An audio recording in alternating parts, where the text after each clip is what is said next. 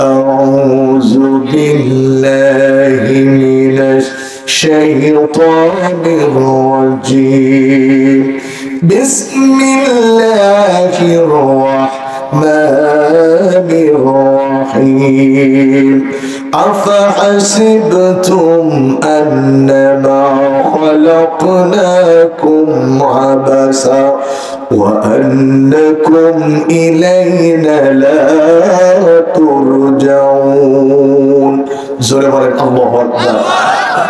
আমি আপনাদের সামনে তেলাওয়াত করেছি মহাগ্রন্থ কোরআনুল কারীমের সূরাতুল মুমিনুনের 115 নম্বর আয়াত। সূরাতুল মুমিনুন নবী করিম সাল্লাল্লাহু আলাইহি ওয়াসাল্লামের মাক্কি জিন্দেগিতে নাযিল হয়েছে মোট আয়াত 118। আমি আপনাদের সামনে 115 নম্বর আয়াতে কারিমা তেলাওয়াত করলাম।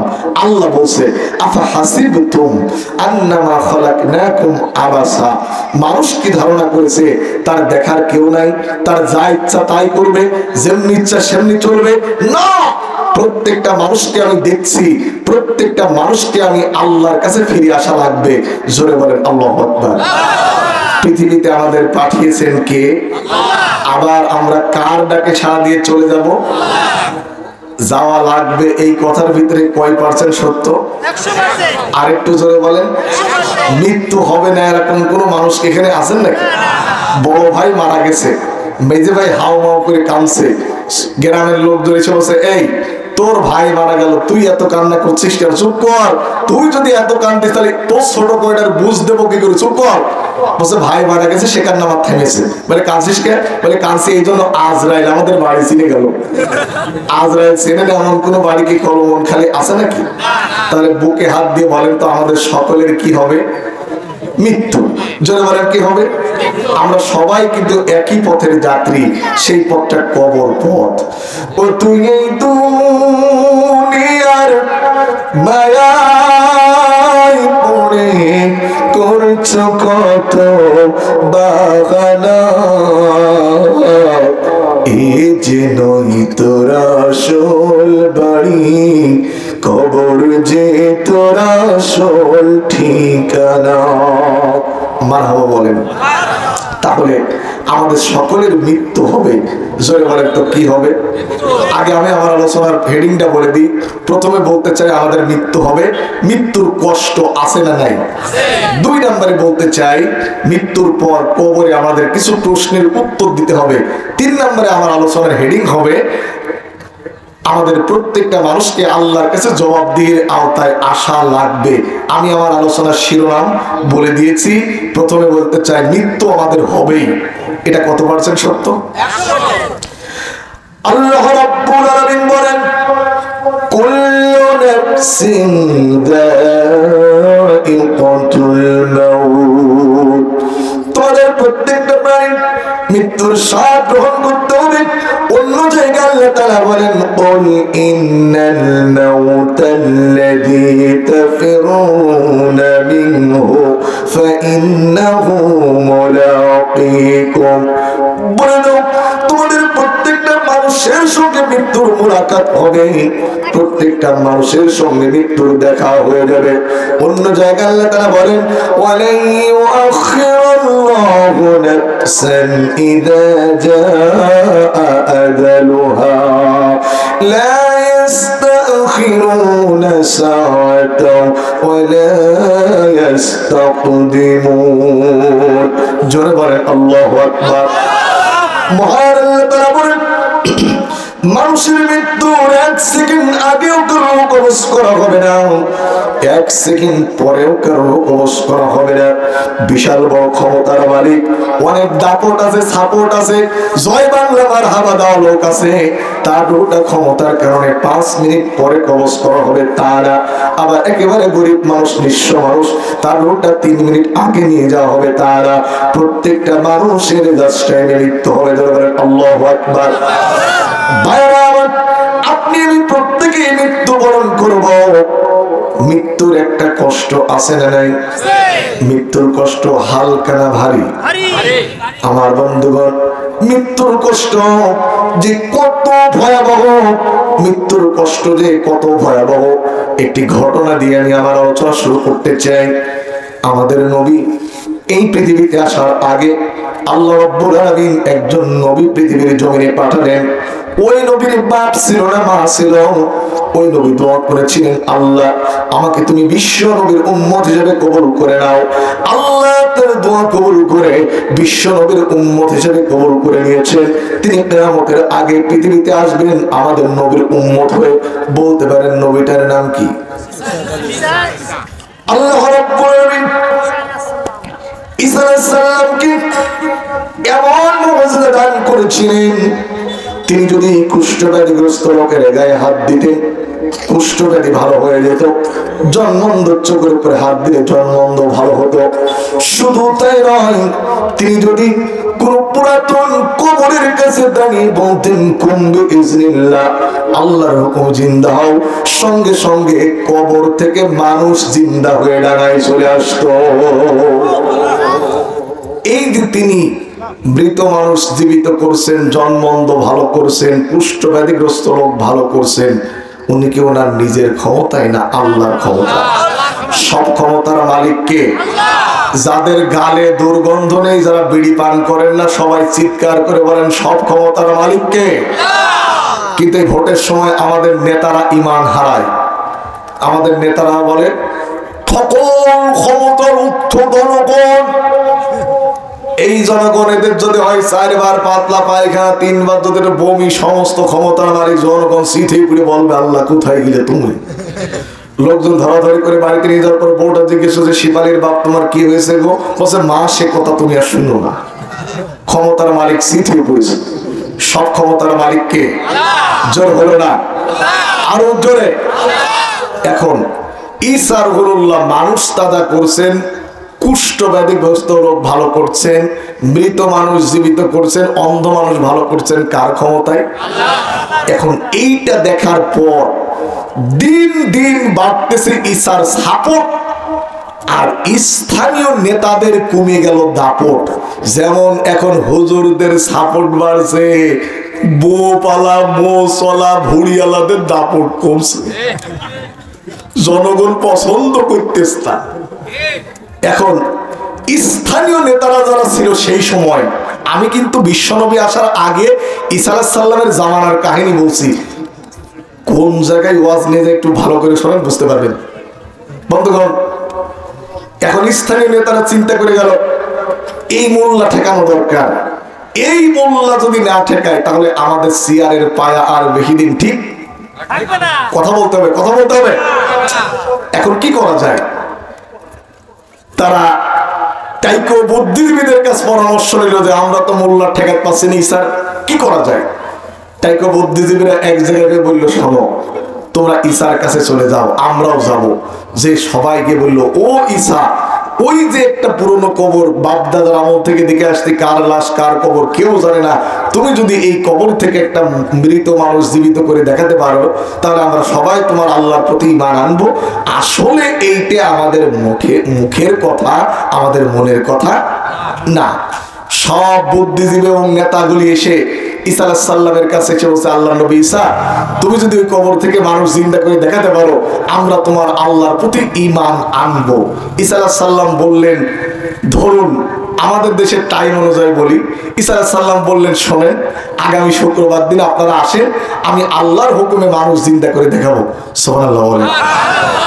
এখন কবর থেকে মানুষ জিন্দা হবে, এই খবর শুনলে আমরা জাতাম না? জাতাম না? বাংলাদেশের লোকজন আজগবি কাজ কারবার বেশি করে না কম? কোন শয়তান বলল কোন সির পানি খালি রোগ ভালো হচ্ছে, সমানে খাইলো। আবার সেই ঝিনেদার পুলিশের পানি পড়ার কথা মনে আছে? কত লোক যে কলমন খালি বারোতে পানি ফিরিয়ে ভাবির হাতে দিল, ওই খেয়ে ভাবির রোগ চিরজীবীর মতো গেল। বাংলাদেশের লোকজন আজগবি কাজ কারবার বেশি করে, তো সেই দেশের লোক যখনই শুনেছে যে কবর থেকে মানুষ তাজা হবে, ওরা প্রত্যেকে ওই কবরের কাছে যার যার পজিশন অনুযায়ী দিয়ে কবরের পাশে দাঁড়িয়ে গেছে। নির্দিষ্ট টাইম চলে এসেছে, ঈসা রুহুল্লাহ কবরের কাছে এসে বললেন, কুম বিইজনিল্লাহ, আল্লাহর হুকুমে জিন্দা হও। জোরে বলেন তো ঈসা কার হুকুমে জিন্দা হতে বললেন? কবর থেকে কোনো মানুষ উঠল না। ঈসা আলাইহিস সালাম দ্বিতীয়বারের মতো তিনি বললেন, কুম বিইজনিল্লাহ, আল্লাহর হুকুমে জিন্দা হও। কবর থেকে কোনো মানুষ উঠলো না। এইবার ওই বুদ্ধিজীবীগুলি আর ভুঁড়ি মোটা নেতাগুলি মিছিল করা শুরু করলো, ঈসা ভণ্ড, ঈসা জাদুকর, আজ আর তার জাদুতে কোনো কাজ করছে না। ধরে বলেন নাউজুবিল্লাহ। এইবার ঈসা আলাইহিস সালাম তৃতীয়বারের মতো আবার তিনি বললেন কুম বিইজনিল্লাহ, আল্লাহর হুকুমে জিন্দা হও। সঙ্গে সঙ্গে কবর থেকে একজন মানুষ জিন্দা হয়ে ডানায় চলে এসেছে। একটু জোরে বলা যাবে কি সুবহানাল্লাহ? যিনি জিন্দা হলেন, একটা মানুষ তাজা করেন, তাজা হয়ে বলছেন আসসালামু আলাইকুম। কি বলছেন? একটু জোরে বলেন। চাচা, আপনি আমার আব্বুর পক্ষ থেকেও সালাম গ্রহণ করুন। ঈসা আলাইহিস সালাম বললেন, তুমি কে? আমি তো তোমাকেই চিনি না, তোমার আব্বুই আবার কে? আমি তার সালাম কিভাবে গ্রহণ করব? যিনি উঠলেন তিনি বললেন, চাচা, আমি আজকের লাশ নয়, আজ থেকে হাজার হাজার বছর আগের লাশ। আমার পিতার নাম হযরত নূহ আলাইহিস সালাম। আমার পিতা বলেছিলেন, বাবারে, জামাই পয়গম্বর ঈসা রূহুল্লাহর হাতে তোমাকে উঠা লাগবে। আমার ভাই ঈসা যখন তোমাকে জিন্দা করবে, তুমি সর্বপ্রথম আমার ভাইকে একটা আমার পক্ষ থেকে সালাম দিবে, তারপরে সর্বপ্রথম তুমি সালাম দিবে, তারপরে আমার পক্ষ থেকে একটা সালাম দিবে। আমি নূহ আলাইহিস সালামের সন্তান, আমার নাম শাম। চিৎকার করে বলেন আল্লাহু আকবার। এই শাম উঠে একটা কাজ করেছে। কি কাজ করেছে? একটু জোরে জোরে জোরে। আমরাও যখন কেউ কারোর সঙ্গে দেখা হবে, আমরাও কি করব? টুপি বেঁচে দেবো না তো? ঝোড়ে সালাম দেবো না তো? বাংলাদেশের লোকজন সালাম দেয় ঠিকই, এ বাংলাদেশে সালামের জোয়ার চলে 5 বছর পর পর। 5 বছর যেই পার হয়ে যায়, অটো সালাম চালু হয়। জোরে বলেন তো, কি সালাম চালু হয়? আরেকটু জোরে বলেন, কি সালাম চালু হয়? এক লোক মানে এলাকার উন্নয়নের স্বপ্ন দেখছে, মানে ভোটে দাঁড়ানোর নিয়ত করেছে। এখন যারা সাধারণত ভোটে দাঁড়ায়, তারা কিন্তু আসরের নামাজ সময় পালি 4 জায়গায় পড়ার চেষ্টা করে। আমরা পড়ি একবার, আর যারা ধর্ম ব্যবসা করে ওরা আসর পড়ে 4 বার। এখন লোকজন দেখা হলে সালাম আলাইকুম, সালাম আলাইকুম, সালাম দিতে দিতে বাড়ি আসছে। এখন নেতার টর্চ লাইট নিয়ে যেতে মনে নেই, কি করবে? মাগরিবের আজান হয়ে গেছে, কিছু করবার কিছু দেখা যাচ্ছে না।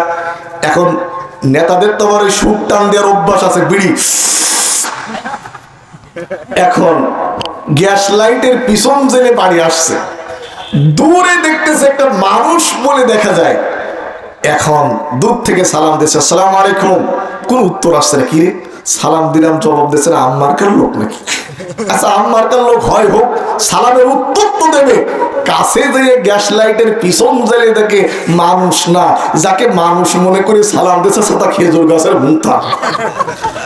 এরকম অটো সালামের লোক বাংলাদেশে আছে না? নাই।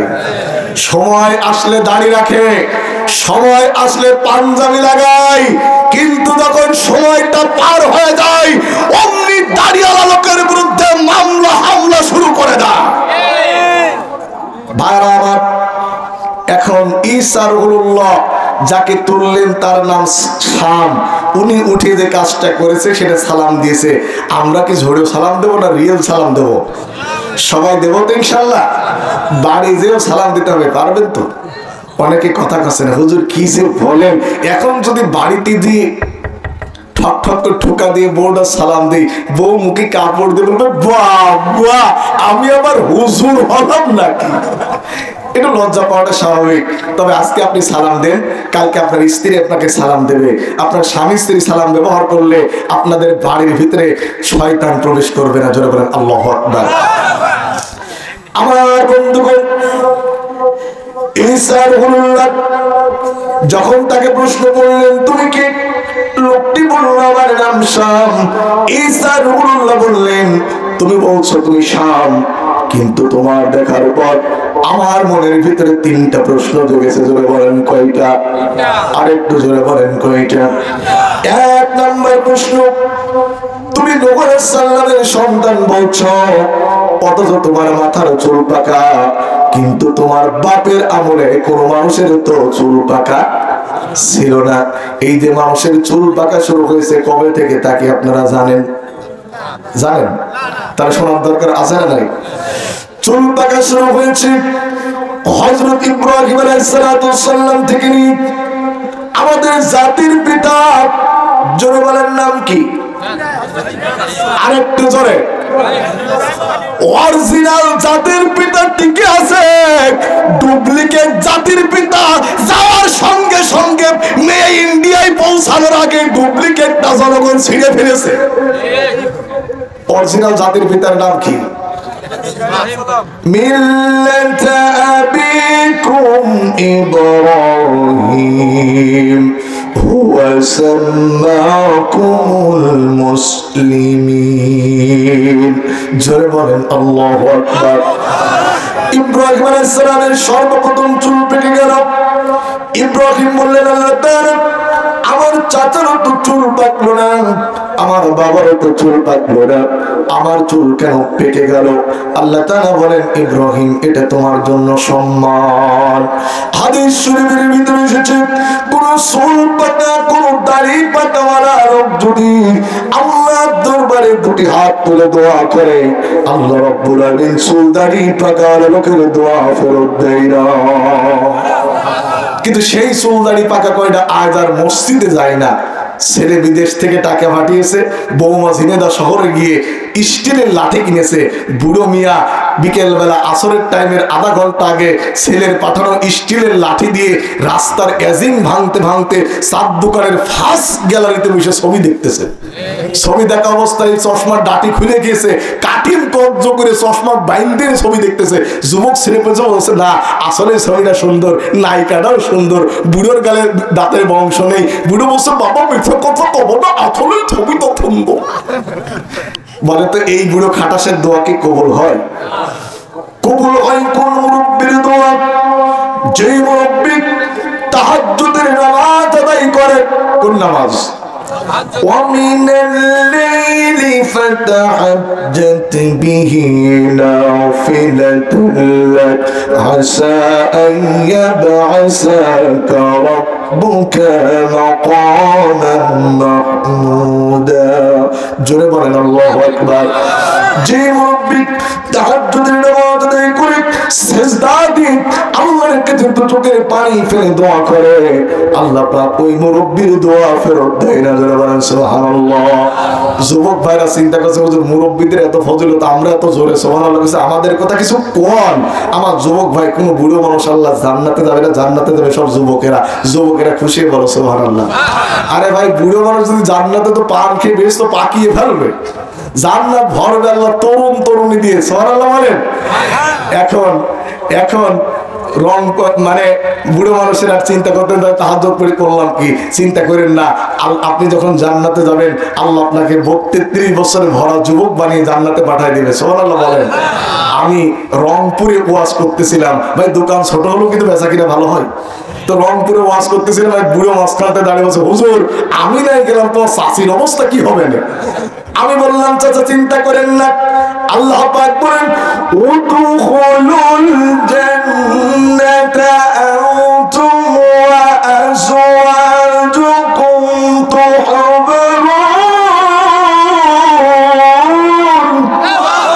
আল্লাহ জান্নাতীদেরকে বলবে, একা একাই শোনাও, তোমার স্ত্রীদের হাত ধরে জান্নাতে নিয়ে যাও। সুবহানাল্লাহ বলেন। তবে ভবিষ্যতে সাইড লাইন থাকলে কিন্তু হবে না।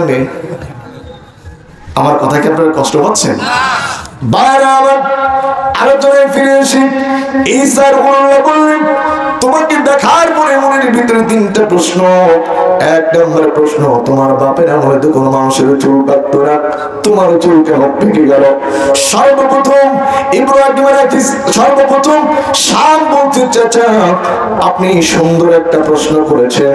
আমি যখন ইন্তেকাল করি আমার প্রত্যেকটা চুল কালো অবস্থায় আমি ইন্তেকাল করেছিলাম, একটা চুল আমার পাকা ছিল না। কিন্তু মৃত্যুর সময় এত এত প্রচন্ড শাস্তি দিয়ে আমার রূহ কবজ করেছে। আমি বারবার কবরের ভিতরে শুয়ে শুয়ে চিন্তা করেছি, একবারও তো মৃত্যুর কষ্ট সহ্য করলাম, আবারও তো আমার মৃত্যু হবে, আবারও তো জান কবজ হবে। বাবা বলেছে আপনার সঙ্গে সাক্ষাৎ হবে। প্রথমবার মৃত্যুর কষ্টের কথা চিন্তা করতে করতে আমার কুসকুসে কালো চুল বলি প্রথমবার মৃত্যুর ধকল সহ্য করার পরে চিন্তায় ভাবনায় কাল সাদায় পরিণত হয়ে গেছে। আল্লাহু আকবার। ঈসা আলাইহিস সালাম বললেন, বাবা শাম, আমি তোমাকে প্রথমবার কুম বিসমিল্লাহ বললাম, তুমি উঠলে না কেন? শাম বলল, চাচা প্রথমবার যখন আপনি কুম বিসমিল্লাহ বলেছিলেন আমার শরীরের ভিতরে হাড্ডিগুলো লাগানো হলো, দ্বিতীয়বার আমার শরীরে আপনি যখন কুম বিসমিল্লাহ বললেন আমার শরীরের ভিতরে মাংস পেশি রগগুলো সেটিং করে দেওয়া হলো, তৃতীয়বার আপনি যখন কুম বিসমিল্লাহ বললেন আল্লাহ পাক আমাকে ওটার তৌফিক দান করলেন। ঈসা আলাইহিস সালাম বললেন, বাবা শাম, তোমার যেহেতু মৃত্যু হয়েছে একটা প্রশ্নের উত্তর দাও, তোমার মৃত্যুর সময় কিরকম আযাব তুমি ভোগ করেছো, তোমার মৃত্যুর সময় কিরকম শাস্তি তোমার হয়েছে?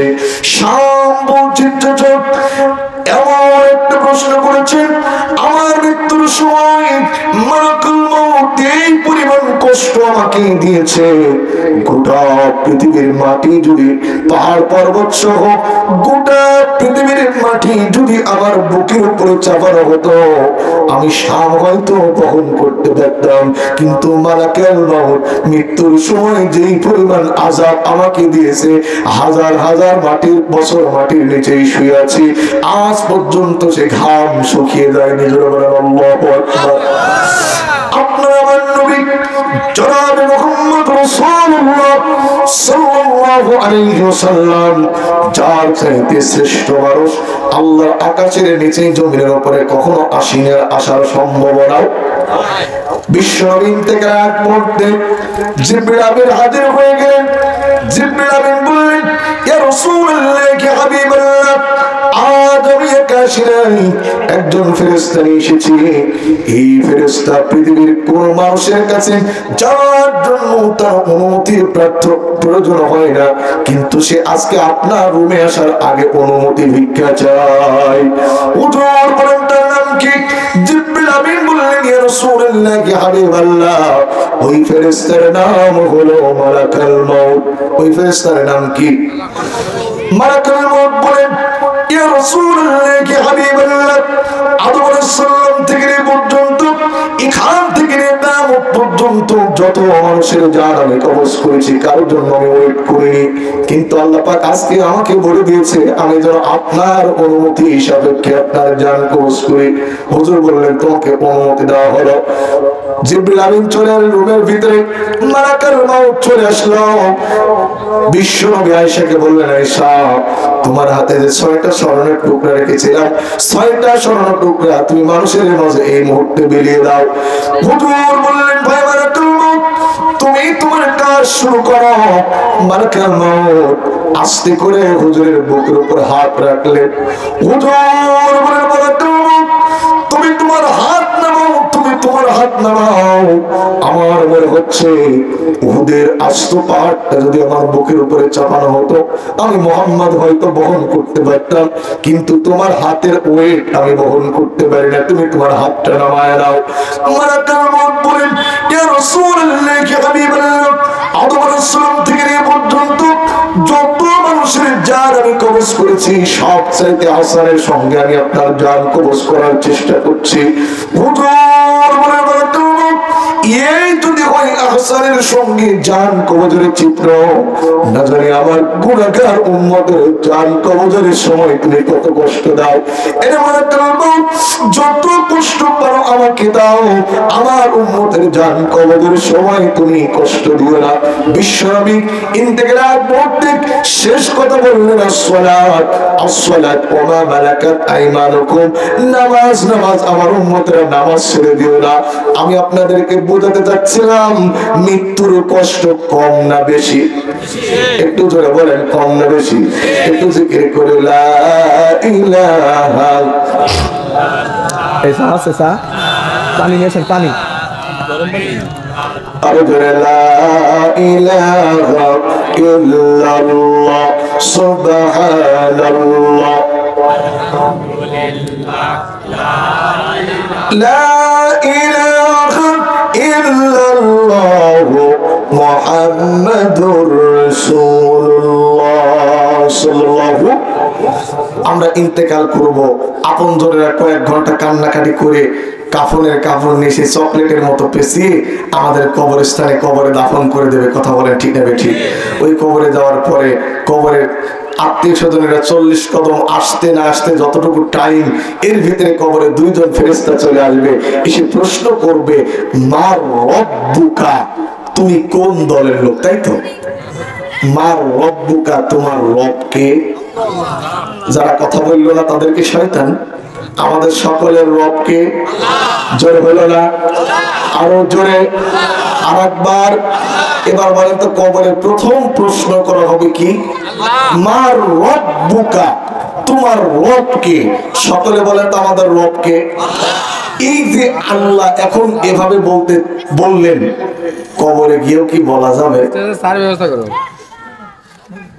কবরে গিয়ে কি বলা যাবে ভাই? মনে করেন আমার দুই পাশে দুইজন লোক আছে, একজন ভোটে দাঁড়িয়েছে আম মার্কা আর আরেকজন ভোটে দাঁড়িয়েছে জাম মার্কা। আমি সারাদিন মিছিল করলাম, তোমার ভাই আমার ভাই, জাম ভাই জাম ভাই জাম ভাই, এগিয়ে চলো আমরা আছি তোমার সাথে। জামের মিছিল করতে করতে গলার 12টা বেজে গেছে। এবার আমের ক্লাবে গিয়ে বসে ভাই আম, জামের মিছিল করে গলা ভাঙছি, ভাই আমার এক কাপ চা দাও, একটা পান দাও, তোমার ভাবির জন্য একটা স্পিরিট দাও। দেবে? যারা কথা বলছেন এটা তো চালাক লোক, কি বলেন দেবে? তাহলে কি বুঝলাম? এই দুনিয়ার নিয়ম নীতি হচ্ছে এই, এক অফিসের মিছিল করে আর এক অফিসে গিয়ে চা নাস্তা চাইলে দেয় না, বরং ঘাড় ধাক্কা মেরে বের করে দেয়। তাহলে দুনিয়ার বুকে আপনি মানুষের তৈরি করা নোংরা বস্তা পচা আইন মানবেন, দুনিয়ার বুকে আপনি মানুষের তৈরি করা নিয়ম নীতি মানবেন, দুনিয়ার বুকে আপনি অমুক ভাইয়ের সৈনিক এই বলে মিছিল করবেন, আর কবরে গিয়ে আপনি মার রব্বুকা জবাব দেবেন, ওরে আমার হাওয়া যাবা ওই মুখী বাতসা খাবা। যদি মার রব্বুকা জবাব কবরে দিতে হয়, দুনিয়া থেকে রবের গোলামি করতে হবে। এক জায়গায় না, সব জায়গায়। ইয়া আইয়ুহান নাসু উবুদু রাব্বাকুমুল্লাযী খালাকাকুম ওয়াল্লাযীনা মিন ক্বাবলিকুম লাআল্লাকুম তাত্তাকুন। মানুষ সকল গোলামি করুক, দাসত্ব করুক সেই রবের যিনি তোমাকে সৃষ্টি করেছেন। এক আঙ্গুল আকাশের দিকে উঁচু করে বলেন, সৃষ্টি করেছেন কি? গোলামি হবে কার? আলা লাহুল খালকু ওয়াল আমর, সৃষ্টি যার, আইন চলবে তার। এবার আমরা একটু সিদ্ধান্ত নিয়ে, আসলে সৃষ্টিটা কার? সৃষ্টিটা কার? আইন চলবে কার? এই পৃথিবীতে একটা গরুর আইন মানে না, একটা ছাগল আর একটা ছাগলের আইন মানে না, একটা কুকুর আর একটা কুকুরের আইন মানে না। আল্লাহ সৃষ্টি শ্রেষ্ঠ সেরা মাশরাফুল মাখলুকাত আশরাফুল মাখলুকাত হওয়ার পরেও আল্লাহর আইন করে না মেনে যারা মানুষের তৈরি করা আইন মানে, ওরা ওই প্রাণীর চাইতে নিকৃষ্ট। আমাদের গোলামি করতে হবে কার? আরেকটু জোরে বলেন কার? তাহলে মার রব্বুকা জবাব দুনিয়া থেকে যদি কবরে দিতে হয় তাহলে দুনিয়া থেকে ওই রবের গোলামি করা লাগবে, 1 নাম্বার। 2 নাম্বার, ওমান দীনুকা, আসলে আমাদের দিনটা কি? কোন ডায়াবেটিসের রোগী আছে নাকি? এত আসতে হচ্ছে কেন? আমাদের দিনটা কি? এই ইসলাম আমাদের মানা লাগবে। ওই মরার পরে একেবারে সুন্দর করে ইসলামী কায়দায় দাফনের কোনো দাম নেই যদি পুরো জীবনটা ইসলাম অনুযায়ী না হয়। আল্লাহ তাআলা বলেন, ইয়া আইয়ুহাল্লাযীনা আমানু উদখুলু ফিস-সিলমি কাফা, হে বিশ্বাসীরা তোমরা পরিপূর্ণভাবে ইসলামের ভিতরে দাখিল হয়ে যাও। আল্লাহু আকবার বলেন। ইসলাম যে আমাদের দিন তা ঠিক করে দিল কে? কোন দিল্লির ঠিকে চলবে না, লন্ডন আমেরিকার ঠিকে চলবে না। যদি মুসলমান বলে দাবি করেন, ইসলামকে একমাত্র দিন হিসাবে নিতে হবে। আল্লাহ তাআলা বলেন, ইন্নাদ-দীনা ইনদাল্লাহিল ইসলাম, তোমাদের জন্য একমাত্র গ্রহণযোগ্য একটা আদর্শ, একমাত্র জীবন ব্যবস্থা, ওইটার নাম ইসলাম। জোরে বলেন, ওইটার নাম কি? এই ইসলাম কতটুকু মানতে হবে? আল্লাহ তাআলা বলেন, আফাতুমিনুনা বিবাদিল কিতাবি ওয়া তাকফুরুনা বিবাদ, কোরআনের কিছু কথা মানবে আর অনেকটা করবে অস্বীকার, কোরআনের কিছু মানবে আর কিছু করবে অস্বীকার। যারা এমনটা করবে তাদেরকে আমি লাঞ্ছনার জীবন দেব, কিয়ামতের দিন অবশ্যই তাদেরকে যন্ত্রণাদায়ক আযাব দেব। কথা কার? আরেকটু জোরে বলেন, কথা কার? তাহলে ইসলাম মানতে হবে অর্ধেকটা না পুরোটা? ভাত খাওয়ার সময় আমরা অর্ধেক খাই না পুরোটা? গোসল করার সময় অর্ধেকটা না পুরোটা? প্যান্ট পায়জামা পরার সময় অর্ধেক পরি না পুরোটা? সব যদি পুরোটা হয় ও কলমনখালীর মুসলমান, ইসলাম মানতে হবে অর্ধেকটা না পুরোটা? মানতে রাজি আছি? কারা কারা রাজি? দুটি হাত তুলে আল্লাহকে দেখাই, নারায়ে তাকবীর। আচ্ছা, পানি কি আমি ফোন করে আমার বাড়ির থেকে নিয়ে আসবো? এত কষ্ট তো করা যায় না। ভাইরা আমার, শেষ প্রশ্ন, ওমান দীনুকা ওমান নাবিয়্যুকা, আমাদের নবীকে। আমি কিন্তু কবরের ওয়াজি করছি, নবীকে। আরেকটু জোরে, আরেকটু জোরে। এখন ইমানদার যদি হয়, প্রশ্ন করার সঙ্গে সঙ্গে মার রব্বুকা, রব আল্লাহ, ওমান দীনুকা, দীনুনা ইসলাম, ওমান নাবিয়্যুকা, মা কুনতা তাকুলু ফি হাজার রাজুল, এই ব্যক্তি সম্পর্কে তোমার ধারণা কি? ইমানদার হলে বলবে, ইনি আমার যোগ্য নেতা, একমাত্র নেতা মুহাম্মদুর রাসূলুল্লাহ। এরপরে আপনারা শুনেছেন কবরে প্রশ্ন হবে কয়টা? আরেকটু জোরে। ভুল, ইমানদারের প্রশ্ন হবে 4টা আর বেঈমানের প্রশ্ন হবে 3টা। যে ক্লাস 5-এ ফেল করে তার তো 6-এই তোলার কোনো প্রয়োজনই হয় না। ইমানদারের প্রশ্ন হবে কয়টা? ইমানদার 3টে প্রশ্নের উত্তর দেওয়ার পরে চতুর্থ আরেকটা প্রশ্ন ইমানদারকে করা হবে, তুমি যে জবাবগুলি দিচ্ছ তুমি কিসের ভিত্তিতে দিলে? ইমানদার ব্যক্তি বলবে, করাতু কিতাবাল্লাহ, আমি আল্লাহর কিতাব পড়েছি, ওই কিতাবের কোটেশন অনুযায়ী জবাব দিয়েছি। আস্তে করে বলেন সুবহানাল্লাহ। সেই আল্লাহর কিতাব পড়ানোর মাদ্রাসা কিন্তু এইটা। ইমানদার বলবে, করাতু কিতাবাল্লাহ, আমি আল্লাহর কিতাব পড়েছি। খুব ভালো করে বুঝুন, ইমানদারের কাছে প্রশ্ন করা হচ্ছে, তুমি কিসের ভিত্তিতে জবাব দিলে? ইমানদার বলছে যে আমি মওদুদির কিতাব পড়েছি, ওই কিতাব দিয়ে জবাব দিচ্ছি। ফেরেশতা বলবে, এ তো বাংলাদেশের অনেক হুজুরদের কাছে চলতো না। এবার ইমানদারের কাছে প্রশ্ন করা হচ্ছে, তুমি কিসের ভিত্তিতে জবাব দিলে? বলছে, আমি চরমনার পিসাবের কিতাব পড়েছি। এই বাদ দে। ইমানদারের কাছে প্রশ্ন করা, তুমি কিসের ভিত্তিতে জবাব দিলে? ইমানদার বলছে, আমি তাবলীগের ইলিয়াস শাহ রহমাতুল্লাহর কিতাব অনুযায়ী জবাব দিচ্ছি। ওই বাদ দে। এবার যদি প্রশ্ন করা হয়, তুমি কিসের ভিত্তিতে জবাব দিলে? আমি ফুরফুরার আবু বকর সিদ্দিক আল কুরাইশির কিতাব থেকে জবাব দিচ্ছি। ফেরেশতারা কোনো কিতাব চেনে না, ফেরেশতারা একটা কিতাব চেনে। ওই কিতাবের নাম কি? যারা আসতে বললে কপালে কিন্তু ঠেটা পড়বে। ফেরেশতা কবরে কোনো কিতাব চলে না, একটা কিতাব চলে, সেই কিতাবের নাম কি? তো যেই কিতাব কবরে চলছে না, ওই সব কিতাব দিয়ে মারামারি করে দলাদলি করে মসজিদ আলাদা করে কোনো দরকার নেই। যেই কিতাব কবরে চলে ওই কিতাবের জন্য সবাই ঐক্যবদ্ধ হয়ে এক বাক্সে কাজ করা লাগবে। আমার কথা কি বোঝা গেছে? জ্ঞানী বোঝে ইশারায়, মূর্খে বোঝে কিলি। কচুর মতো কচু হলে অল্প জালে সেজে, আর কথার মতো কথা বললে দুই এক কথাই বোঝে। ভাইরা আমার, আমি কি কোন দলের বিপক্ষে বলেছি? তাহলে আল্লাহর কোরআনের জন্য আমরা সবাই ঐক্যবদ্ধ হতে রাজি আছি তো? আল্লাহ কবুল করুন, জোরে বলেন আমিন। এরপরে ইমানদারের কবরে জবাব দেওয়ার পর ইমানদারের কবরের সঙ্গে জান্নাতের সঙ্গে একটা লাইন করে দেওয়া হবে, আস্তে করে বলে সুবহানাল্লাহ। আর বেঈমানের কবরের সঙ্গে জাহান্নামের সঙ্গে একটা লাইন করে দেওয়া হবে। ইমানদারকে ফেরেশতা ঘুম পাড়িয়ে দেবে, বলবে ঘুমাও, চোখে আট দিয়ে ঘুম পাড়া দেবে।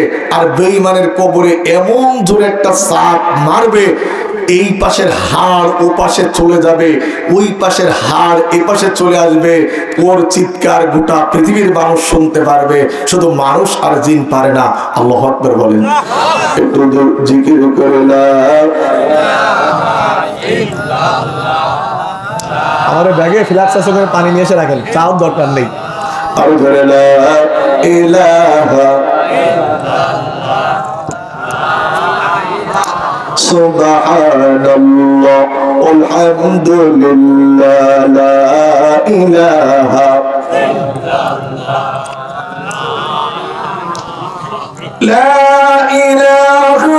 ইল্লাল্লাহ মুহাম্মাদুর রাসূলুল্লাহ সাল্লাল্লাহু। আমরা মৃত্যুবরণ করব, এখানে কিন্তু সবকিছু শেষ হবে না। জোরে বলেন, মৃত্যুবরণ করালে কি সবকিছু শেষ হয়ে যাবে নাকি? কি আমার বললে যে 1.5 ঘন্টা ওয়াজ করতে, এখন কত বাজে?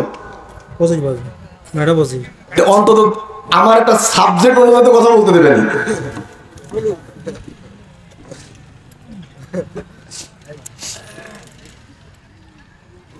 একটা ফেরের অনুযায়ী কথা বলতে হয় ভাই। মেহমান নিয়ে আসেন, যান, আমার প্রয়োজন নেই, যান নিয়ে আসেন, যান।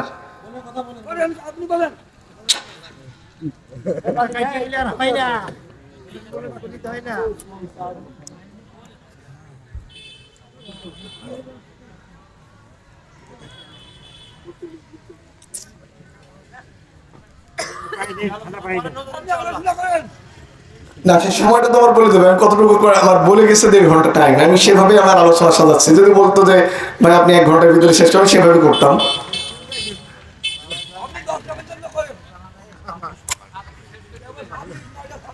একটু জিকির করেন লা ইলাহা ইল্লাল্লাহ, জোরে লা ইলাহা সুবহানাল্লাহ আলহামদুলিল্লাহ লা ইলাহা ইল্লাল্লাহ মুহাম্মাদুর রাসূলুল্লাহ সাল্লাল্লাহু। আমার ভাইরা, সারা বছর ব্যবসা করার পর হালখাতা করার জন্য যখন একটা সময় আসে, সারা মাস চাকরি করার পর বেতন করার জন্য যখন একটা সময় আসে, সারা জীবন চাকরি করার পর পেনশন পাওয়ার জন্য যখন একটা সময় আসে, অনুরূপভাবে এই পৃথিবীর একটা নির্ধারিত হায়াত আমার আল্লাহ পাক রেখে দিয়েছে। এই হায়াত ফুরিয়ে যাওয়ার পর আল্লাহ রাব্বুল আলামিন পৃথিবীটাকে লন্ডভন্ড করে দেবে। যারা বলেন আল্লাহু আকবার। এই পৃথিবী কেমন ভাবে ধ্বংস হবে, এই পৃথিবী কেমন ভাবে ধ্বংস হবে, তার চিত্র আল্লাহ পাক কোরআনুল কারীমের ভিতরে রেখে দিয়েছেন। আল্লাহ পাক বলেন ইযাস সামাউ ফাতারাত ওয়া ইযাল কাওয়াকিবু ইনতাসারাত ওয়া ইযাল বিহারু ফুদ্দিরাত ওয়া ইযাল কুবুরু বুসিরাত। জোরে বলেন আল্লাহু আকবার। যখন আকাশ সমূহ দীর্ণ বিদীর্ণ করে দেওয়া হবে, তারকাগুলি স্থিমিত করে দেওয়া হবে, চাঁদ সূর্য সব কিছু ফেলে দেওয়া হবে, ওই দিনটা সম্পর্কে চিন্তা ভাবনা করে আল্লাহ পাক বলেন ইয়াসালু আইয়ানা ইয়াউমুল কিয়ামা ফাইদা বারিকাল বাসারু ওয়া খাসাফাল কমারু ওয়া জুমিআশ শামসু ওয়াল কমার। চক্ষু যখন বিস্ফোরিত হয়ে যাবে, চাঁদ যখন তার আলো হারিয়ে ফেলবে, সূর্য যখন তার আলো হারিয়ে ফেলবে, চাঁদ আর সূর্য সব কিছু একাকার করে দেওয়া হবে। আল্লাহ পাক বলে ওই দিনটা সম্পর্কে ভাবো, ওয়াহুমিলাতিল আরদু ওয়াল জিবালু ফাদুক্কাতা দাক্কাতান ওয়াহিদা। জমি এবং পাহাড়গুলোর মধ্যে আল্লাহ রাব্বুল আলামিন সংঘর্ষ বাড়িয়ে দিবেন, পাহাড়গুলোকে জমির উপরে আছাড়বে আল্লাহ রাব্বুল আলামিন চূর্ণ বিচূর্ণ করে দিবেন। জোরে বলেন আল্লাহু আকবার। সব কিছু শেষ হয়ে যাবে, কুল্লু মান আলাইহা ফানিন ওয়া ইয়াবকা ওয়াজহু রাব্বিকা যুল জালালি ওয়াল ইকরাম। জোরে বলেন আল্লাহু আকবার। সব কিছু চূর্ণ বিচূর্ণ হয়ে যাবে। সব কিছু শেষ হয়ে যাওয়ার পর আল্লাহ রাব্বুল আলামিন মালাকুল মাউতকে ডেকে বলবে, মালাকুল মাউত কে কে বাকি আছে? মালাকুল মাউত বলবে, রব্বুল আলামিন আরশ বহনকারী 8 জন ফেরেশতা জীবিত, আর আমরা প্রথমত 4 জন ফেরেশতা, মোট 12 জন জীবিত আছি। আল্লাহ রাব্বুল আলামিন বলবেন, জলদি করে চলে যাও, আরশ বহনকারী 8 জন ফেরেশতার রূহ কবজ করে নাও। আরশ বহনকারী 8 জন ফেরেশতার রূহ কবজ করার পর রব্বুল আলামিন বলবেন, মালাকুল মাউত এখন কে বাকি আছে? মালাকুল মাউত বলবে, আল্লাহ জিবরিল, মিকাইল, ইসরাফিল আর আমি। আল্লাহ পাক বলবেন, জলদি করে চলে যাও, ইসরাফিলের জান কবজ করে নাও। ইসরাফিলের জান কবজ হয়ে যাবে। এবার আল্লাহ পাক প্রশ্ন করবেন, আর কে বাকি আছে? মিকাইল, জিবরিল, চলে যাও, জলদি করে মিকাইল, জিবরিলের জান কবজ করে নাও। এবার আল্লাহ পাক প্রশ্ন করবে, মালাকুল মাউত আর কে বাকি আছে? আর কে বাকি আছে? মালাকুল মাউত বলবে, আল্লাহ আমি আর আপনি ছাড়া আর কেউ নাই, আল্লাহ আমি আর আপনি ছাড়া আর কেউ নাই। আল্লাহ পাক বলবে, মউত ইয়া মালাকুল মাউত, মালাকুল মাউত তুমি মরে যাও। জোরে বলেন আল্লাহু আকবার। আরেকটু জোরে বলেন আল্লাহু আকবার। মালাকুল মাউত বলবে, রব্বুল আলামিন সাকরাতুল মউত প্রাণী জগতে জান কবজের যে কত কষ্ট আমি জানি। আমি রূহ কবজ করেছি, আমি জানি জান কবজের যে কত কষ্ট।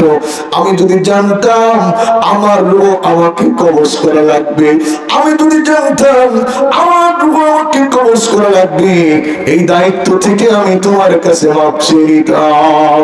আল্লাহ পাক বলবে, মউত ইয়া মালাকুল মাউত, মালাকুল মাউত তুমি মরে যাও। মালাকুল মাউত মরে যাবে। আকাশেও কেউ নাই, জমিনেও কেউ নাই, একমাত্র কে ছাড়া? জোর হলো না? এভাবে বহুদিন চলে যাবে। আল্লাহ পাক দুনিয়াকে ডেকে বলবেন, ইয়া দুনিয়া আইনা শাজারুকি, এ পৃথিবী কোথায় তোমার সেই গাছপালাগুলি? ইয়া দুনিয়া আইনা আনহারুকি, কোথায় সেই নদী?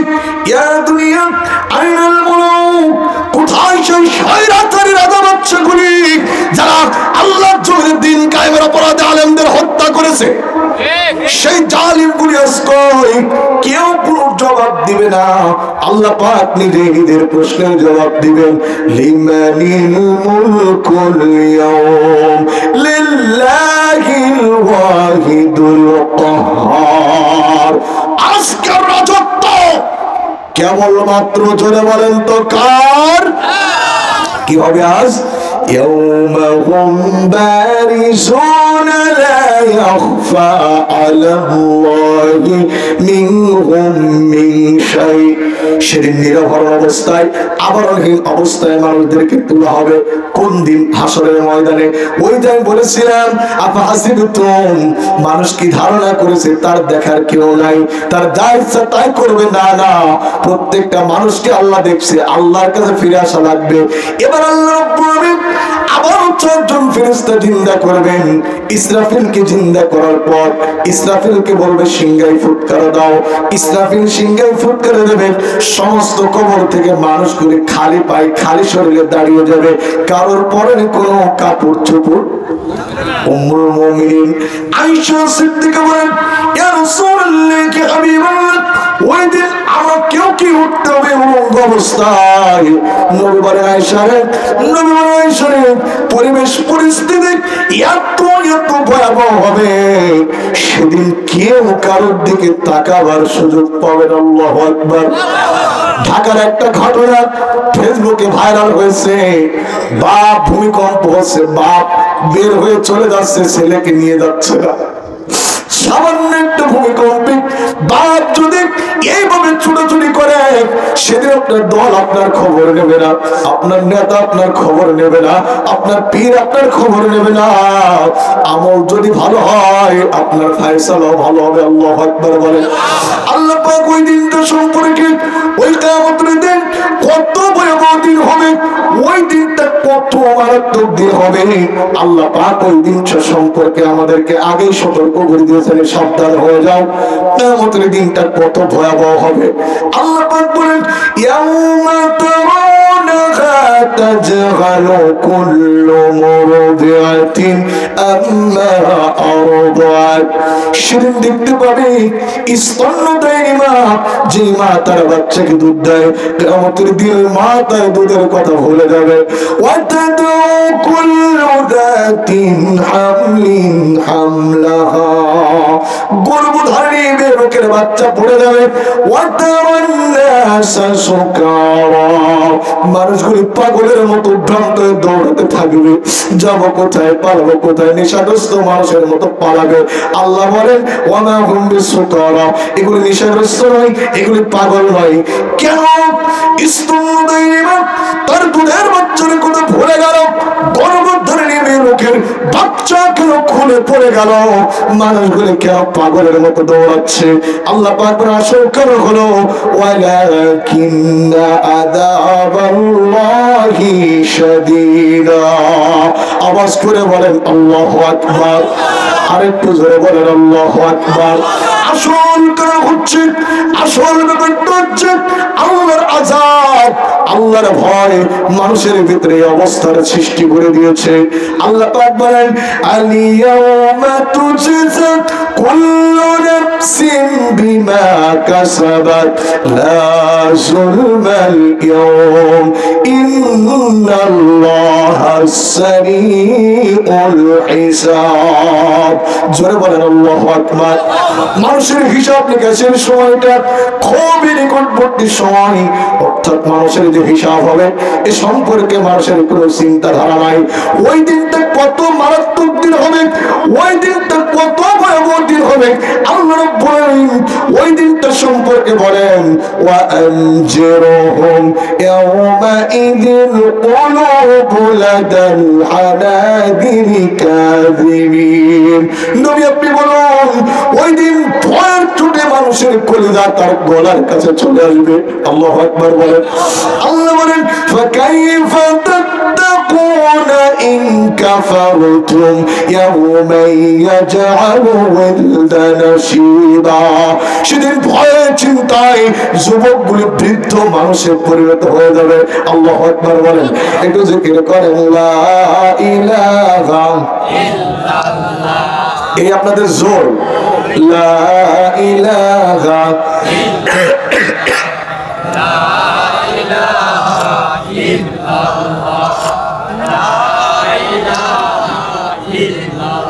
আর করে লা ইলাহা ইল্লাল্লাহু মুহাম্মাদুর রাসূলুল্লাহ। সেদিন মানুষেরা ভয়ের চোটে হাসরের ময়দান থেকে পালাবার চেষ্টা করবে। পতিত স্বৈরাচার 45 মিনিট ওয়াকারের সাথে যুক্তি করে তো পালানোর চেষ্টা করেছে, ওই দিন কি পালাতে পারবে? আরেকটু জোরে পারবে? আল্লাহ পাক বলেন, ইয়াকুলুল ইনসানু ইয়াওমাইদিন আইনাল মাফার। যাব কোথায়, পালাবো কোথায়?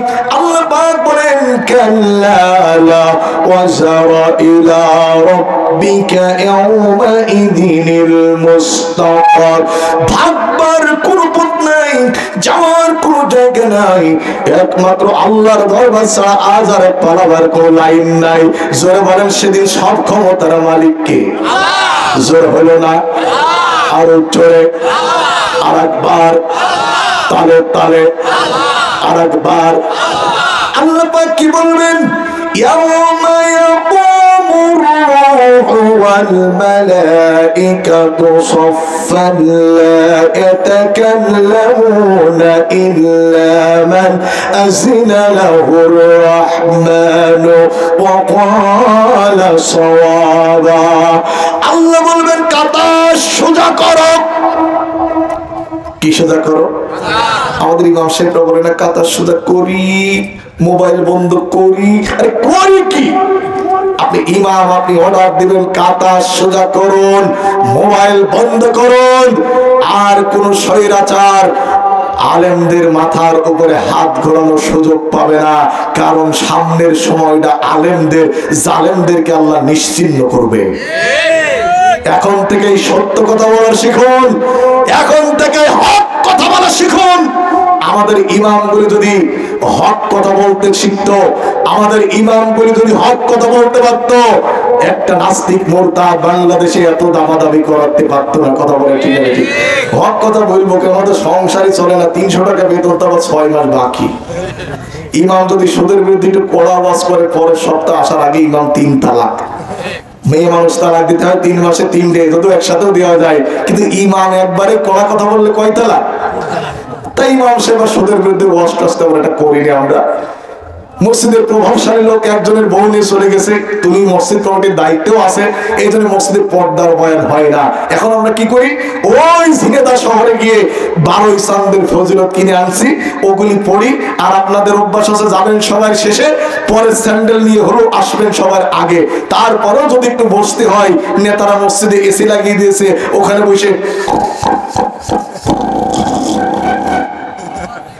কি হচ্ছে?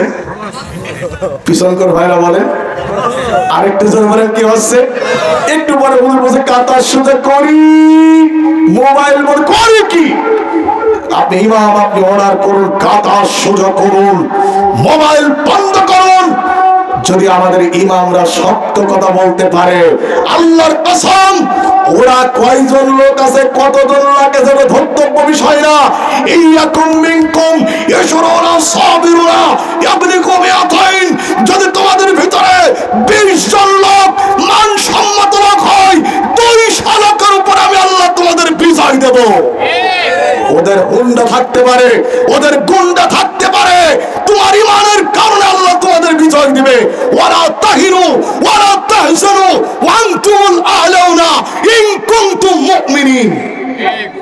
বিজয় দেওয়ার মালিক কে? আরেকটু জোরে বলেন কে? আমি বলছিলাম কই হুজুর কই? জি আসেনি বলেন। এইভাবে তো আনলারিং সিগন্যাল তো আনলিমিটেড চলবে, বলে গেল যে 5 মিনিট। আবার এখন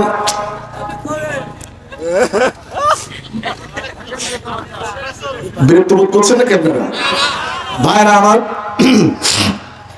প্লিজ, আল্লাহ রাব্বুল আলামিন বলবেন কাতার সোজা করুন।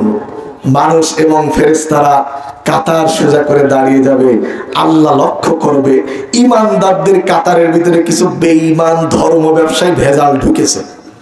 ধর্ম ব্যবসা আমরা করি না, ধর্ম ব্যবসা যারা নির্বাচনের আগে যারা লেবেল লাগায় তারাই প্রকৃত ধর্ম ব্যবসায়ী। আমরা প্রকৃত ধর্ম মানি।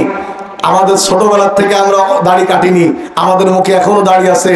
আল্লাহ কবুল, আল্লাহ যদি চাই ইনশাআল্লাহ মালাকাল মউত জান কবজের আগ পর্যন্ত এই দাড়ি এখানেই থাকবে। কিন্তু আমরা ভুল পাল্টাই না, আমরা সময় সুযোগ মতো এদিক সেদিকে যাই না। যারা 500 টাকায় বিক্রি হয় ওরাই মূলত ধর্ম ব্যবসায়ী। ভাইরা আমার, আমি কি কোনো দলের ইন্ডিকেট করে কথা বলছি? আন্দাজে কারোর গায়ে পেতে নেওয়ার কোনো প্রয়োজন নেই। বন্ধুগণ, আল্লাহ পাক বলবে কাতার সোজা করো। আল্লাহ লক্ষ্য করবে ইমানদারদের কাতারে কিছু বেঈমান ভেজাল ঢুকেছে। আল্লাহ পাক চেনে না চেনে না? আরেকটু আসতে, আপনারা কি অটো রাইস মিল দেখেছেন? অটো রাইস মিল দেখেননি? যে এদিকে আসেন, ও যারা ছেলে তাদের সাথে যাবেন। একটা অটো রাইস মিলে একবারে 700 মণ ধান দেওয়া যায়। 700 মণ ধান অটো রাইস মিলে চলে গেল। ওই 700 মণ ধান ওখানে সিদ্ধ হইলো, ওখানেই শুকালো, ওখানেই চাউল তৈরি হলো। এই চাউল বানানোর পর স্বর্ণ ধানের চাল 28 বানাতে হবে। ওরা একটু চাবি ঘুরিয়ে দিল, স্বর্ণ ধানের চাল কয়টা 28 হলো, আমরা পাবলিক খেলাম। ওর ভিতরে কালো চাউল, ভাঙা চাউল এক সাইডে, কালো চাউল আর এক সাইডে, খুব এক সাইডে, গুড়া এক সাইডে, 700 মণ ধান অটো রাইস মিল বেচে দিল। এবার আপনারা বলেন, অটো রাইস মিল বানাবার মতো জ্ঞান মানুষের মাথায় যিনি দিলেন তিনি কে? এবার কোরআন দেখেন, আল্লাহ পাক বলেন, ওয়ামা উতিতুম মিনাল ইলমি ইল্লা কলিলা, তোদের সামান্যতম জ্ঞান দিয়েছি। সামান্যতম জ্ঞানে যদি মানুষ অটো রাইস মিল বেচে বানিয়ে চাল বাঁচতে পারে, তোমার মতো দিন বিরোধী, ইমান বিরোধী, ইসলাম বিরোধী, ধর্ম বিরোধী, তোমার মতো ভেজাল আল্লাহ আলাদা করতে পারবে না? আল্লাহ বলে, অন্তাসুল ইয়াউমা আইয়ুহাল মুসলিমুন, বেরো। ইমানদাররা যাবে এক সাইডে, বেঈমানরা চলে যাবে আর এক সাইডে। জানতে চাই আমরা কোন সাইডে থাকতে চাই? কথা তো অনেকেরই হলো না। আমরা কোন সাইডে থাকতে চাই? কারা কারা চাই? দুটি হাত তুলে আল্লাহকে দেখাই। নারায়ে তাকবীর। হয়নি, সামিয়ানার আধা হাত উপরে গিয়েছে। নারায়ে তাকবীর, নারায়ে তাকবীর। কোরআন সুন্নাহর আলো, তোমার নেতা আমার নেতা। নারায়ে তাকবীর। ভাইজান, ওই হাসরের ময়দানে কারো ঘাম হবে কাপ পর্যন্ত, কারো ঘাম হবে মাজা পর্যন্ত, কারো ঘাম হবে থুতনি পর্যন্ত, কিন্তু আল্লাহ ইমানদারদের কোনো কষ্টই দিবেন না। ইমানদারদের আল্লাহ তার আরশে আজিমের নিচে ছায়া প্রদান করবেন। এই সুবহানাল্লাহ আস্তে করে কালকে ভাবির সামনে বললেন। সুবহানাল্লাহ বলবে, এ মুরদ হসরত আলী ইসলামের বাক্সে ভোট কিভাবে দেবে আল্লাহই জানে। ভাইরা আমার, কয় শ্রেণীর লোকজন আল্লাহ পাকের আরশে আজিমের নিচে জায়গা পাবে? আরেকটু জোরে বলেন, কয় শ্রেণী? প্রথম, এক, রাজুলুন কলবুহু মুআল্লাকুম ফিল মাসাজিদ। ওই মানুষগুলি আল্লাহর আরশে আজিমের নিচে ছায়া পাবে যারা 5 ওয়াক্ত নামাজ আদায় করেছে। আস্তে করে বলেন সুবহানাল্লাহ। অনেকে সাত দোকানে বই থাবা মাইরে বকে বলে, নামাজ আমি না পড়লে কি হবে? কি আছে পরিমাণ? এখন আমরা মাইপু বলে, হুজুর আপনি অন্ধ মানুষ, কাটা পাল্লা বুঝবেন কিভাবে? স্কেলে চিনবেন কিভাবে? স্কেলে আমরা ফল কিনতে গেলে চিনতে পারিনি। ওরা 900 গ্রাম 1 কেজি বুঝে দেয়, আপনি চিনবেন কিভাবে? তোমার ইমান মাপবো আমি হাদিস দিয়ে। আল্লাহ রাসূল বলেন, লা দীনা লিমান লা সালাতা লাহু, যার কাছে নামাজ নেই ওর কাছে দিন নেই, ইমান নেই। রাসূল বলেছেন, বাইনাল আবদি ওয়া বাইনাল কুফরি তারকুস সালাত, কাফের আর মুমিন চিনা যায় নামাজে। রাসূল বলেছেন, মান তারাকা সালাতান মুতাআম্মিদান ফাকাদ কাফারা, ইচ্ছে করে যে ব্যক্তি নামাজ ছেড়ে দিল হাদিস অনুযায়ী কাফের হয়ে গেল। আপনার নাম ভোটার তালিকে মুসলমান থাকতে পারে, জন্ম নিবন্ধনের খাতায় মুসলমান থাকতে পারে, 62 পর্চে আপনি মুসলমান থাকতে পারেন। আপনি যদি 5 ওয়াক্ত নামাজ যদি আদায় না করেন, আপনি আর হরি বাবুর ভিতরে কোনো পার্থক্য নাই। নামাজ আপনাকে পড়তেই হবে। প্রশ্ন করতে হবে, নামাজ পড়লে কি হবে? আল্লাহ রাব্বুল বলেন, উতলু মা উহিয়া ইলাইকা মিনাল কিতাবি ওয়া আকিমিস সালাহ ইন্নাস সালাতা তানহা আনিল ফাহশাই ওয়াল মুনকার। জোরে বলেন আল্লাহু আকবার। হে নবী, এই কিতাব তেলাওয়াত করো, যা তোমার পূর্ববর্তী লোক করা হয়েছে। এই কিতাব তেলাওয়াত করো আর নামাজকে আদায় করো। নিঃসন্দেহে নামাজ মানুষদেরকে অন্যায় খারাপ কাজ থেকে বাঁচায় দেয়। আল্লাহু আকবার। কিন্তু অনেকে আছে নামাজও পড়ে, সুদ, সুবহানাল্লাহ 49 কোটি, আলহামদুলিল্লাহ 37 লাখ সুদের উপর টাকা আছে, 56 লাখ টাকার গরমে হয়েছে মসজিদের সভাপতি। কিসের গরমে? এবার আল্লাহর কোরআন শুনুন, ফাইল্লাম তাফআলু ফাযানু বিহারবিন মিনাল্লাহি ওয়া রাসূলি। সুদের ভিতরে 70টা গুনাহ। এক নাম্বার গুনাহ হচ্ছে আল্লাহ এবং রাসূলের বিরুদ্ধে যুদ্ধ করা, আর সবচেয়ে ছোট গুনাহ হচ্ছে নিজের মার সঙ্গে মিলামেশা করা। নাউজুবিল্লাহ বলেন। এরপর আরেকটা হাদিস, 1 টাকা যে সুদ খায় 36 বার জেনার গুনাহ তার আমলনামায় যোগ হয়। 1 লক্ষ টাকা যে সুদ খেয়েছে 36 লাখ জেনার গুনাহ তার আমলনামায় যোগ হয়েছে। একটা বেশ্যা নারী তার সারাটা জীবনেও এত পাপ এইভাবে করে না যত এই সুদখোর করেছে। একটা বেশ্যা মহিলা যদি আপনার ছেলের বিয়ে তার মেয়ের বিয়েতে আপনাদের দাওয়াত দিতে আসে, আপনারা বলেন সি থু আস্তাগফিরুল্লাহ। বেশ্যা নারী তার ছেলের বিয়েতে দাওয়াত করতে আসছে, আর সুদখোর মসজিদে গেলে বলে মিয়া ভাই সামনে এসো, মিয়া ভাই সামনে এসো, এই সর মিয়া ভাইয়ের উপর টাকা বানি দে। খারাপ লাগতেছে আপনাদের? কয়টা বাজে? জি, 9:47। এখন সময় আছে কয়েক মিনিট। হ্যাঁ, তাহলে একটু জিকির করেন, লা ইলাহা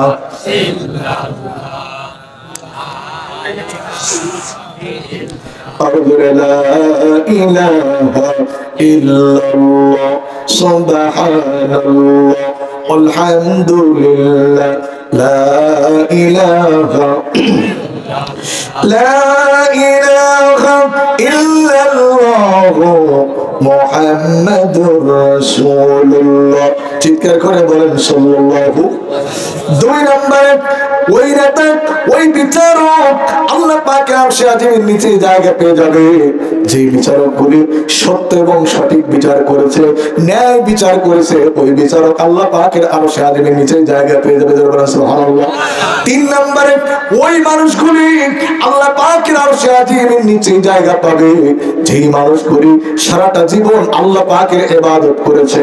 4 নম্বরে ওই মানুষগুলি আল্লাহ পাকের আরশে আজিমের নিচে জায়গা পেয়ে যাবে, যেই মানুষগুলি আল্লাহর জন্য বন্ধুত্ব করেছে, আল্লাহর জন্য শত্রুতা করেছে। যেমন আল্লাহু আকবার। কাউকে ভালোবাসবো তাও বাসবো কার জন্য, কারোর সঙ্গে শত্রুতা করব সেটাও করব কার জন্য।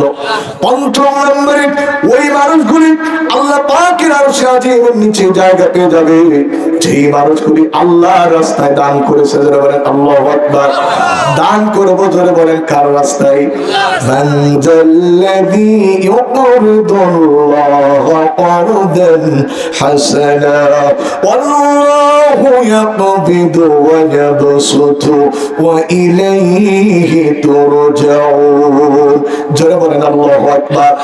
তোমাদের মাঝে এমন কি আছে আল্লাহ পাককে করজে হাসানা দিবে, আল্লাহ পাককে করজে হাসানা দিবে, আল্লাহই তোমাদের সম্পদ বাড়ায় দেয়, আল্লাহই তোমাদের সম্পদ কমিয়ে দেয়। জোরে বলেন সম্পদ বাড়াবার মালিক কে? আর একটু আস্তে করে বলেন কে? ইন্নাল্লাহা ইশতারা মিনাল মুমিনিনা আনফুসাহুম ওয়া আমওয়ালাহুম বিআন্না লাহুমুল জান্নাহ। তোমাদের ভিতরে আল্লাহ পাক বলেন আমি আমার মুমিনের জান এবং মালকে কিনে নিয়েছি, বিনিময়ে আমার মুমিন বান্দাকে আমি আমার জান্নাত দিয়েছি। জোরে বলেন আল্লাহু আকবার। দান করবেন মাদ্রাসায়, দান করবেন অসহায় মানুষের, দান করবেন প্রতিবন্ধী মানুষ দেখে দেখে। আল্লাহ পাক আমাদের করার তৌফিক দান করুন। জোরে বলেন আমিন। কিয়ামতের দিন আপনি আমি যদি আল্লাহর জান্নাতে যেতে চাই, বলেন তো জান্নাতের একটা দলিল আছে না নাই? জান্নাতের দলিলের নাম কি? আমি টাকা চাচ্ছি না, প্লিজ প্লিজ। জান্নাতের দলিলের নাম কি? as-sadaqatu burhan। জান্নাতের দলিলের নাম হচ্ছে দান এবং সাদকা। আল্লাহু আকবার বলেন। আমার বন্ধুগণ, এই দান যারা করবে তারা আল্লাহ পাকের আরশে আজিমের নিচে জায়গা পেয়ে যাবে। 6 নম্বরে আল্লাহ পাক ওই সমস্ত মানুষদেরকে আল্লাহ পাকের আরশে আজিমের নিচে জায়গা দিবে যারা আল্লাহর ভয়ে কান্নাকাটি করবে। জোরে বলেন আল্লাহু আকবার। আর একটু জোরে বলেন আল্লাহু আকবার। এই পৃথিবীর ভিতরে আমাদের সবচাইতে যিনি বেশি ভালোবাসেন তিনি কে? আস্তে বলেন, আর একটু আস্তে। আমার বন্ধুগণ, বিশ্বনবী বসে আছেন, একজন সাহাবী কতগুলি পাখির বাচ্চা নিয়ে রাসূলের কাছে আসলো। হুজুর বললেন, সাহাবী এই পাখির বাচ্চাগুলি আনলা কেন? সাহাবী বলেন, হুজুর পাখির বাসা ভেঙে গিয়েছিল, এই বাসা ভেঙে গিয়েছিল, বাচ্চাগুলি এনেছি। এই দেখুন মা বাচ্চার আকর্ষণে এই জায়গায় চলে এসেছে। আমি আপনাকে দেখাতে এলাম সন্তানের প্রতি মায়ের কতটুকু মহব্বত। আল্লাহ নবী বললেন, সাহাবী তুমি আমাকে দেখাতে এসেছো সন্তানের প্রতি মায়ের করুণা করে মহব্বতকে ভালোবাসাকে করুণাকে আল্লাহ পাক 100 ভাগ করেছেন। যারা বলেন কয় ভাগ? 1 ভাগ আল্লাহ রাব্বুল আলামিন তাম পৃথিবীর ভিতরে ছড়িয়ে দিয়েছেন। আর 99 ভাগ রহমত দয়া ভালোবাসা আল্লাহ তার নিজের কাছে রেখে দিয়েছেন। যারা বলেন আল্লাহু আকবার। একটা ভাগের কারণে আমাদের যখন কেউ অসুস্থ হয় আমাদের মাথায় আর কাজ করে না। 99 ভাগ রহমত দয়া ভালোবাসা যে আল্লাহর কাছে।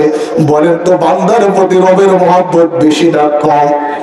আর একটু জোরে বলেন বেশি না কম? হুজুর সাল্লাল্লাহু আলাইহি ওয়াসাল্লাম একটা দৃষ্টান্ত দিয়েছেন। ওয়ালা সাবির একজন লোক মরুভূমির ভিতরে দিয়ে যাচ্ছিল, কোথাও উটের পিঠে চড়ে কোথাও যাচ্ছিল। উটের পৃষ্ঠে তার খাবার আছে, পানি আছে।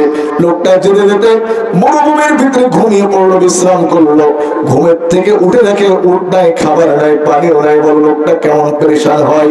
সাহাবীরা বলেন হুজুর উট হচ্ছে মরুভূমির জাহাজ, উট হয়ে গেছি, টাকা পয়সা খাদ্য খাবার নিয়ে সব চলে গেছে, এর চাইতে পেরেশানি তো আর কিছুই হতে পারে না। আল্লাহর নবী বলেন সাহাবীরা লোকটা খানিকক্ষণ চিন্তা ভাবনা করতে করতে দেখলো উট ফিরে এসেছে, টাকা পয়সা খাদ্য খাবার সব নিয়ে চলে এসেছে। বড় লোকটা কেমন খুশি হয়। সাহাবীরা বলে হুজুর এর চাইতে খুশি তো আর কিছুই না, লোকটার দিল তো ভরে যাবে।